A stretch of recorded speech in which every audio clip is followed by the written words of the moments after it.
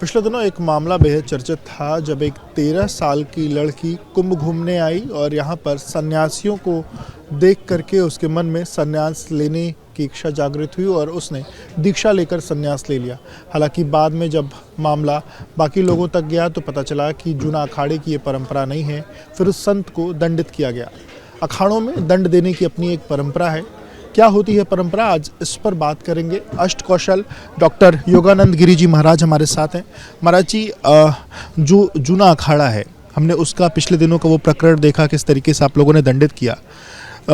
इसको लेकर के ये जानना चाहेंगे किस तरीके की परंपरा है और कैसे आप लोग अपने अखाड़े में न्याय देते हैं। ये जूना अखाड़े की जब से स्थापना हुआ है तब से हमारी परंपरा चली आई है कि किसी प्रकार की हमारे अखाड़े में या हमारे अखाड़े के संतों के द्वारा इस समाज के अंदर किसी भी प्रकार की आपराधिक या समाज विरोधी या अखाड़ा विरोधी या धर्म विरोधी गतिविधियों को देखा जाता है तो उसको दंड देने का प्रावधान हमारे अखाड़े में रखा गया है। उसके लिए हमारे अखाड़े में न्यायपालिका का निर्माण किया गया। सन में हुआ होगा निर्माण, इसका कोई आइडिया, या कब, कितना पुराना है? ये न्यायपालिका हमारी जब से अखाड़े की स्थापना हुई, कभी भी किसी चीज़ की स्थापना होती है तो उसमें हर चीज़ों को देख करके व्यवस्था बनाई जाती है। एक कोई संस्था बनती है तो उसमें से स्थापन और निष्कासन दोनों व्यवस्थाएं उसमें दी जाती हैं कि किन किन कारणों से किसी की सदस्यता को भंग किया जा सकता है और किन किन कारणों से किसी की सदस्यता को बढ़ाया जा सकता है, आजीवन कार्यकाल किया जा सकता है। तो ठीक इसी प्रकार से हमारे अखाड़े के अंदर भी यही व्यवस्था है कि कोई भी व्यक्ति अगर सामाजिक बातों में आकर के समाज के विपरीत जाकर के, अखाड़े के विपरीत जाकर के कोई भी कृत्य करता है तो उसे दंड देने का प्रावधान हमारे अखाड़े में रखा गया है, जिसके लिए बखूबी एक न्यायपालिका का निर्माण किया गया है। ये जो न्यायपालिका का निर्माण है, इस न्यायपालिका में कौन लोग होते हैं और उनका चुनाव कैसे होता है और उनको कहते क्या है? हमारी इस न्यायपालिका 17 सदस्यीय टीम होती है, जिसके अंदर 17 सदस्य होते हैं, जिसके में सर्वप्रथम हमारा जो है अखाड़े का जो अंतर्राष्ट्रीय अध्यक्ष होता है, जिसको हम सभापति बोलते हैं, तो प्रथम पद हमारे यहाँ सभापति का होता है। विगत कुछ वर्षों से एक पद हमारे यहाँ और आया जिसको संरक्षक पद दिया गया, जो संपूर्ण अखाड़े का संरक्षक होता है। सभापति के बाद हमारे यहाँ 4 श्री महंत होते हैं, 4 सेक्रेटरी होते हैं, 4 श्री महंत थानापति होते हैं। श्री महंत थानापति जो मुख्यालय हेडक्वार्टर हमारा वाराणसी है वहाँ से होते हैं। उसके बाद 4 अष्टकौशल महंत होते हैं। इन 17 सदस्यीय टीम जो है, जो भी निर्णय लेती है वो निर्णय सर्वमान्य होता है। तो जिस प्रकार से अभी आपने कहा कि किसी संत के द्वारा एक 7 वर्षीय बच्ची को संन्यास देने का प्रकरण सामने आया, तो उस प्रकरण मीडिया के द्वारा अखाड़े को भी पता चला कि ऐसा ऐसा प्रकरण है। चूँकि हमारे अखाड़े में एक व्यवस्था दी गई है कि कोई भी संन्यास ग्रहण करने वाला व्यक्ति बालिग होना चाहिए, नाबालिग नहीं होना चाहिए। उसको अपने अच्छे बुरे का समझ होना चाहिए। बच्चे हैं, बच्चे तो हर चीज़ को देख के मंत्रमुग्ध हो जाते हैं। अगर वो बच्ची जो है संन्यास जीवन को देख के मंत्रमुग्ध हो गई तो कोई बड़ी बात नहीं है। वो अल्पज्ञ है, अल्प बुद्धि है, उसके पास बुद्धि नहीं है, ज्ञान नहीं है, अच्छे बुरे की समझ नहीं है। तो अगर ऐसी स्थिति में वो आ गई तो हम संतों को सोचना है कि बालक है, बालक के साथ ऐसा व्यवहार हमको नहीं करना चाहिए। इसको लेकर 17 लोग की जो टीम होती है, कैसे ये होता, कौन इसमें विषय ला सकता है और कैसे इसमें सज़ा कैसे सुनाई जाती है, कैसे सुनवाई होती है, इसको लेकर क्या आपकी जो कोर्ट है वो कैसे काम करती है, कैसे?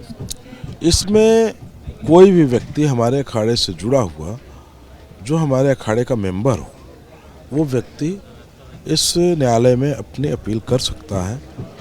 और जब वो अपना प्रार्थना पत्र देता है, जब शिकायत करता है, तो ये हमारी टीम जो है उस शिकायत के ऊपर विचार करती है कि इनके द्वारा की हुई शिकायत सुनने लायक है या नहीं है। यदि सुनने लायक है तो उस पर सुनवाई होगी, अगर सुनने लायक नहीं है तो सुनवाई नहीं होगी, अपितु दंड किया जाएगा कि इस प्रकार के प्रकरण को आप क्यों लेके आए संज्ञान में। किसी की छवि को बर्बाद करने के लिए आप कोई भी शिकायत नहीं डाल सकते, निराधार नहीं कर सकते, उसका कोई आधार होना चाहिए, तथ्य होना चाहिए। तथ्यहीन अगर जो है आपके कोई शिकायत है तो उसके ऊपर कोई सुनवाई नहीं हो सकती है। महाराज जी, जैसे जो टीम है ये 17 लोग का जो ये बताया आपने, ये 17 लोग एक साथ बैठ करके निर्णय लेते हैं या उसमें कुछ ऐसा लोग मतलब कुछ और लोग हैं जो इसमें बैठते हैं? देखिए, इसमें 17 लोग बैठ करके ही निर्णय लेते हैं और बिना 17 लोगों के निर्णय नहीं होता है, सभी की सहमति होनी चाहिए। तो जिस प्रकार से उस बच्ची का प्रकरण आया तो उस पर बैठक बुलाई गई, आपातकालीन बैठक बुला करके उसमें निर्णय हुआ कि इस महात्मा को 7 साल के लिए अखाड़े की सारी समस्त गतिविधियों से वंचित किया जाए। वंचित कर दिया गया।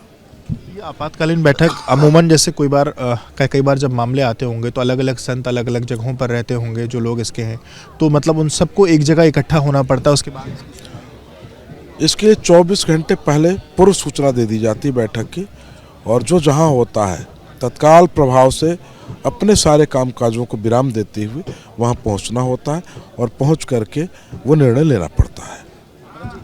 ये जो परंपरा है ये किन किन अखाड़ों पर ये लागू होती है? ये परंपरा हमारे 7 सन्यासियों के जो अखाड़े हैं, 6 अखाड़े हैं, इन सभी अखाड़ों में है। जहाँ जहाँ रमता पंच की व्यवस्था है सब जगह पे, क्योंकि रमता पंच ही अखाड़े की न्यायपालिका होती है और उसी से अखाड़ा का संचालन होता है। इस पर अगर कुछ विस्तार से बताएं, रमता पंच अखाड़े की संचालन। रमता पंच का मतलब होता है पंच परमेश्वर। 5 लोगों की जो बातें होती हैं, 5 लोग एक मत हो गए, क्योंकि एक मत होना बड़ा मुश्किल होता है। शास्त्र कहता है मुंडे मुंडे मतिर भिन्ना। प्रत्येक व्यक्ति की, प्रत्येक खोपड़ी की मति अलग अलग होती है। मुंडे मुंडे मतिर भिन्ना। तो अगर 5 लोगों की मति एक हो गई तो वो मति अगर एक हो के कुछ आदेश कर दिया तो उस आदेश को ईश्वर का ही आदेश मानना चाहिए कि उस परमात्मा का आदेश है। इसीलिए हमारे सनातन परंपरा में जो पंचायतें होती थी, जो पंच लोग बैठते थे, उनको परमेश्वर का स्वरूप दिया जाता था, क्योंकि अगर इनकी मति 5 की एक हो गई तभी वो निर्णय होगा ना। अगर एक भी पंच का व्यक्ति उस तथ्य से विरत होता है, अलग हो जाता है, तो फिर पंचायत नहीं मानी जाएगी ना। 5 का एक मत होना परम आवश्यक होता है। तो आपने सुना योगानंद गिरी जी महाराज को, जो कि अष्टकौशल हैं जूना अखाड़े के, और किस तरीके की प्रक्रिया होती है इस जो जूना अखाड़ा है उसमें किसी को न्याय देने की। और पिछले दिनों जो मामला सामने आया वो इसी प्रक्रिया के तहत उस पर सुनवाई हुई और 7 साल के लिए उन साधु को इससे निकाला गया है। कैमरामैन प्रेम सिंह के साथ Vivek Rai, ABP news, Prayagraj. For exclusive and insightful videos, subscribe to our new channel ABP Live Premium.